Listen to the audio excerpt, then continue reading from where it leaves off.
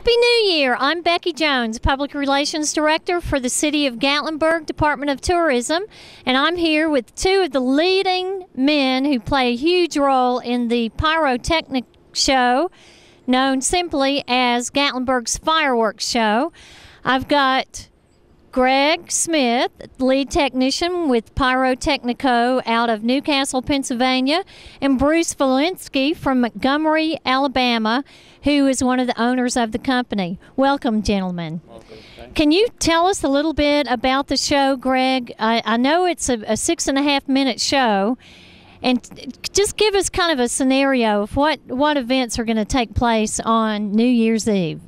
Well, it's always exciting to have a venue such as this where you've got a centerpiece being the Space Needle Tower that you can accent and highlight with pyrotechnics. And one of the nice things about it is to do a show like this, we have a wonderful crew here. Everybody's a rigger, which means they all have to wear full body harness to go up to rig all the pyrotechnic devices on the tower. As in front of me here, there are some device positions that we just built this morning that will be placed on the tower. There's going to be 26 positions on the tower, meaning 13 on one side, 13 on the other to create a dual effect. And then there's also positions on top of the Space Needle to give an effect like on the top of a birthday cake. There's also going to be several accent positions on the rooftop here also. So there's going to be pyro from top to bottom and in the middle, and it's all highly choreographed to the music. Shannon Corey, one of the operators here today on this show, did the design work. We sit down and we look based on the budget of the show, and then we look at how we're going to design it based on our venue stage, which is the Space Needle. And we take and figured out we can do a total of 29 positions on the tower, and we do 3 on the roof, and then we figure out how we're going to do that, build that into the music so that it's highly choreographed with the music. So there's approximately 6,000 close proximity explosions that are going to occur in 6 minutes. How can that happen? Yeah, there's a lot of these devices are single shot for accents in the music, and then there's devices here that are multiple shot, which means they're going to have up to 9, in some cases up to 50 and 100 shots repeating. Some of the devices can and will last up to 40 seconds. They're placed strategically throughout the music. The whole system, the whole computer system firing the show is driven by the music, which is then run by SMPTE time code, which then tells the computer exactly what to do based on how it was programmed. So certain colors, certain effects, noises, and accent hits, meaning a big eruption during a high point in the music, is already programmed into the program.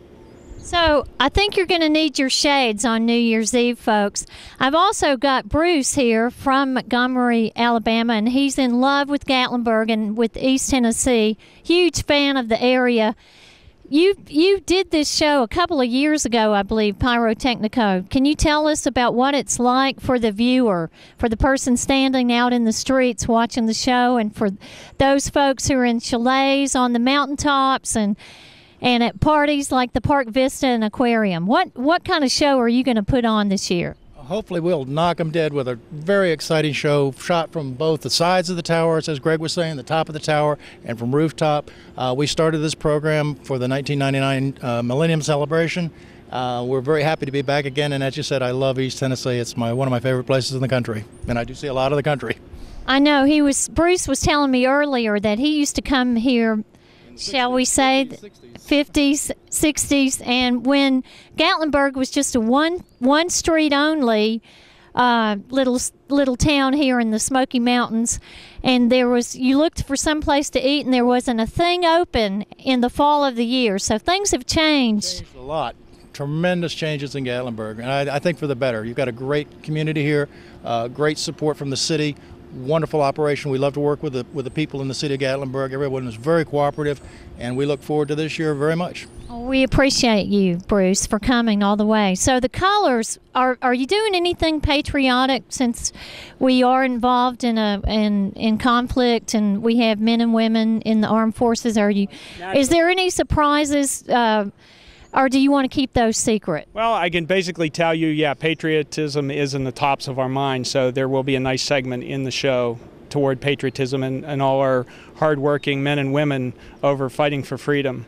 And also there's going to be tradition, Old Lang Syne, to get things kicked off. Which is a Scottish tune, as you all know, and this is a Scottish town. And then naturally there's some good country rock in there and something to really get everybody's blood boiling, and then naturally you can't end a great show on a great night without Old Rocky Top. So, it's just something that has become tradition and part of things that everybody recognizes as good old hometown celebrations. So there's all kind of colors here, from red, blue, white, silver, gold flitter. There's going to be pastel colors like in green, purple, red, magenta, blues. So there's going to be a nice array of colors, plus also a lot of naturally the gold and silver sparkly stuff to go with it.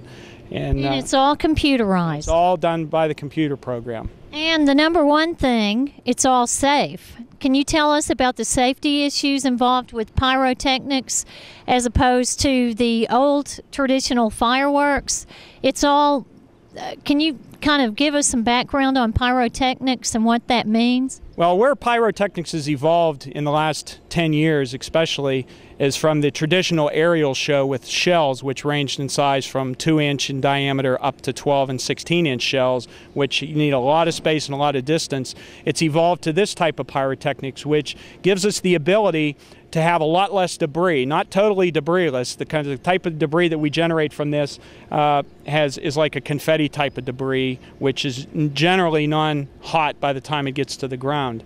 And that's one of the beauties of this type of product. It burns out relatively fast. The other good thing about this type of product is if the fireworks initiate and fire, that means they have to work. If there's a problem with it, it usually shows up very in the first initiation, and then they won't fire. So if the device starts to fire, that means that it will continue to fire until it's completed. These devices leave the launching mortar already ignited, so that there's no chance of a device going up and not igniting because they're already lit as they're coming out. So the design and the technology has evolved into this type of fireworks so that we can be closer to the people working on rooftops.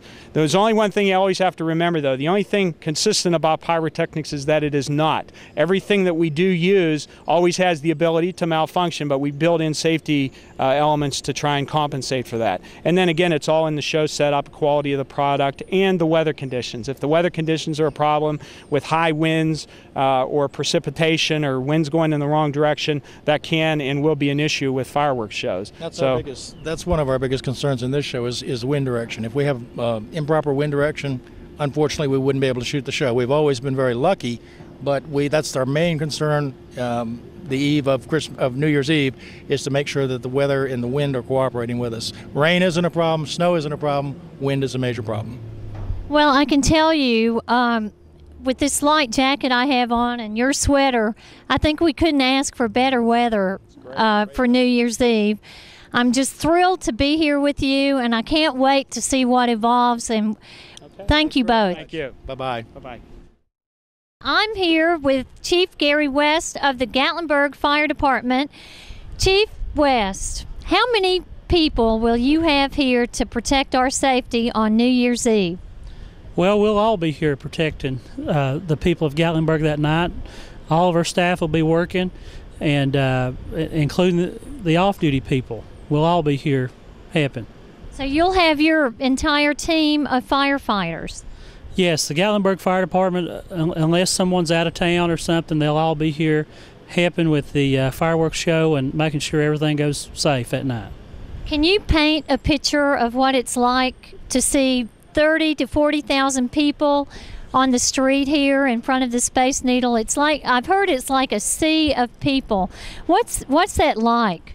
It's quite impressive. It's really unique to be able to see it, and in our perspective, be able to be above those people and take pictures of them and just see what it's like from up here. It's as interesting to us as it is to them, I'm sure. It is. So you throw.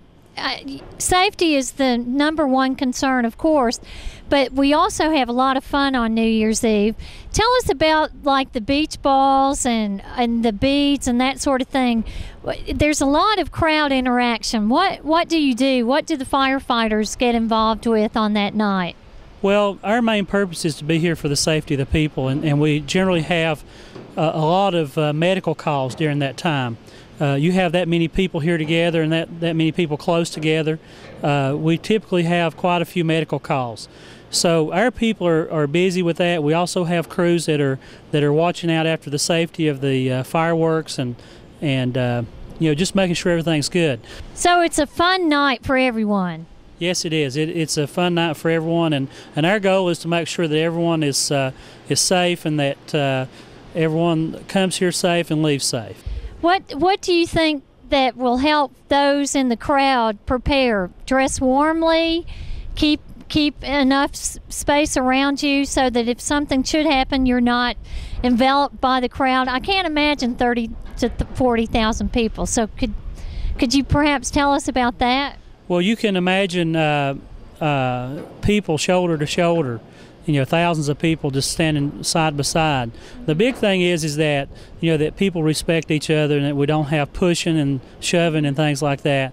And generally the crowd is been real calm. We have a lot of families that come out. There's a lot of children involved in this, and it's not uncommon to see small kids and families coming out in the crowd here. So you want to respect everybody else, and this year there's some extra room that's being added over here, so they'll have more room for people to stand and things like that, just for people's safety.